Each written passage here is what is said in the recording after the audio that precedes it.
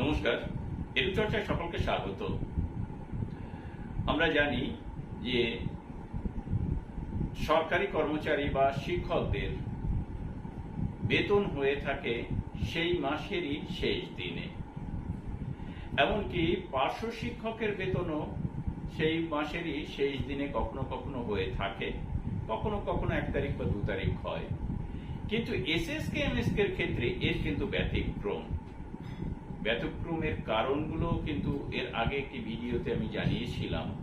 মাননীয় নেতৃত্ব বলেছিলেন এই বিষয়ে, আর আমিও বলছি যে ব্যতিক্রমের কারণ হচ্ছে যে এসএসকে এমএসকেতে যে বেতন আসে বা ভাতা আসে সেটি প্রথমে শিক্ষা দপ্তর, তারপরে মিশন থেকে জেলা, জেলা থেকে ব্লক বা জেলা থেকে ব্যাংক থেকে সবার অ্যাকাউন্টে বা শিক্ষক শিক্ষিকা বা একাডেমিক সুপারভাইজারদের অ্যাকাউন্টে পৌঁছে যায়।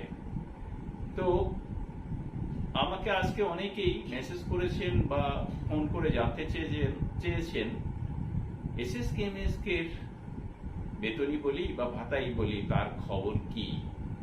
কেননা অন্যান্য শিক্ষক কর্মচারীদের এমনকি পার্শ্ব শিক্ষকদের বেতনও কিন্তু হয়ে গেছে অনেকেরই, 2-1 হয়তো এখনো অ্যাকাউন্টে এসে পৌঁছয়নি, সেটি আলাদা ব্যাপার, কিন্তু তাদের বেতন হয়ে গেছে।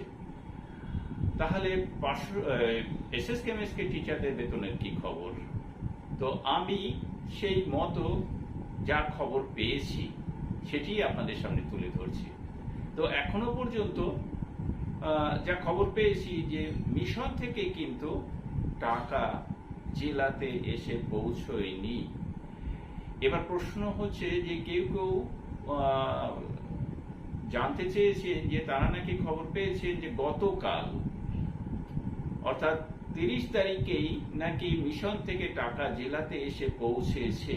তো দেখুন, সেরকম কোনো খবর আমার কাছে এখনো পর্যন্ত নেই।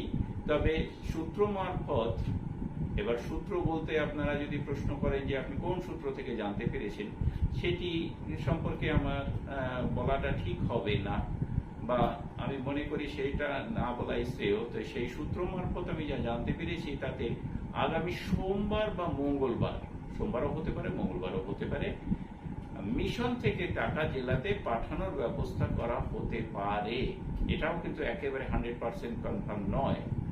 যদি হয়ে যায় তাহলে ভালো, কারণ আগামীকাল শনিবার, এখনো কিন্তু শেষ দফার ভোট, লোকসভার ভোট বাকি রয়েছে এবং কলকাতাতে ভোট হবে। তারপরে 4 তারিখে কিন্তু গণনা, 1 তারিখ শনিবার, 2 তারিখ রবিবার, 3 তারিখ সোমবার, 4 তারিখ মঙ্গলবার, এবং 4 তারিখ হওয়ার সম্ভাবনা কম। যদি 3 তারিখ হয়ে যায় তো ভালো, নাহলে 4 তারিখে সবাই একটা টেনশনে থাকবে, তাহলে 5 তারিখে জেলায় এসে পৌঁছতে পারে বা জেলার জন্য, জেলার উদ্দেশ্যে ছাড়লেও ছাড়তে পারে। তবে শিক্ষা দপ্তর থেকে মিশনে গিয়ে টাকা পৌঁছেছে কিনা সে বিষয়ে কিন্তু যিনি বলেছেন তিনি কনফার্ম করতে পারেননি। যদি শিক্ষা দপ্তর থেকে মিশনে গিয়ে থাকে তাহলে মিশন দ্রুতই কিন্তু টাকা ছেড়ে দেবে জেলার উদ্দেশ্যে। তাহলে এই পর্যন্তই হচ্ছে এসএসকে এমএসকে এবং একাডেমিক সুপারভাইজারদের বেতনের সর্বশেষ খবর আমি যা পেয়েছি। সকলকে ধন্যবাদ জানিয়ে শেষ করছি। ভালো থাকবেন, সুস্থ থাকবেন।